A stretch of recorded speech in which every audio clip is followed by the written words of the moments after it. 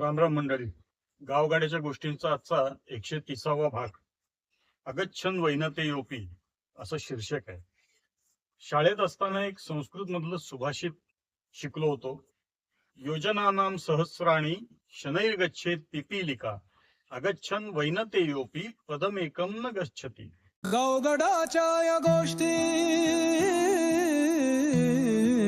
गावगडाच्या या गोष्टी नाही काल तर भाल कष्टी, विकासाची मिळे दृष्टी, सुधारेल गावची सृष्टी. पिपीलिका म्हणजे मुंगी, वैनतेय म्हणजे गरुड. मुंगी सुद्धा हळूहळू का होईना शनैर गच्छेत, हळूहळू हजारो योजनांचा प्रवास करू शकते. परंतु जो गरुड आहे, ज्याच्यामध्ये एका झेपेत अनेक योजना जाण्याची ताकद असते, त्यानं जर ठरवलंच नाही तर तो एक पाऊल सुद्धा पदमेकम न गच्छती, एक पाऊल सुद्धा पुढे टाकू शकत नाही. हा श्लोक आठवायचं कारण असं की काही बातम्या ऐकिवात आल्या. सिंधुदुर्ग जिल्ह्यातलं एक गाव आहे, जिथल्या शेतकऱ्यांनी एकत्र येऊन बाजारहाटीची काही वेगळी रचना तयार केली आपापसातल्या सामंजस्याने. आणि त्यांनी बाजारहाटीमुळे जास्ती पैसा मिळेल, पिकाला जास्ती भाव मिळेल अशी एक खात्री करून घेतली. त्यातलं परस्पर सहकार्य महत्वाचं होतं. दुसरी बातमी निढळ नावाच्या माण तालुक्यात दुष्काळी भागातली बातमी आहे. निढळ नावाचं गाव आहे, तिथे सुद्धा काही तरुणांनी एकत्र येऊन ग्रामीण विकासाचे प्रयत्न चालू केले.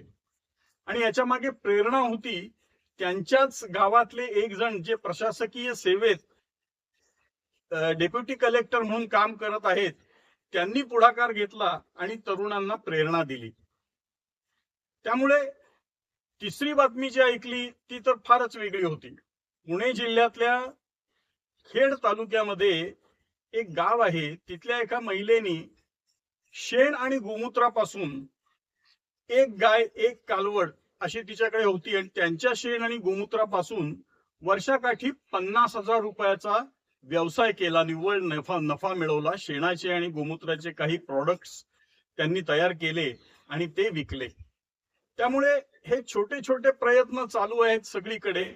गावकी ही गरुडासारखी असते. समजा अख्ख्या गावकीनं हे ठरवलं की आपण ग्रामीण विकासाचं काम करायचं, तर एका झेपेत अनेक योजना गावकरी नक्की पार करू शकतात. छोटे छोटे प्रयत्न चालू असतात, त्यांना योग्य तो मान दिला पाहिजे आणि त्यांना स्वीकारून त्यांना सहकार्य केलं पाहिजे. असं जर झालं तर हा गावरूपी गरुड हा विकासाच्या क्षितिजावरती वेगानं झेपा घेऊ शकेल असा मला विश्वास वाटतो. तुम्हाला वाटतो का? धन्यवाद.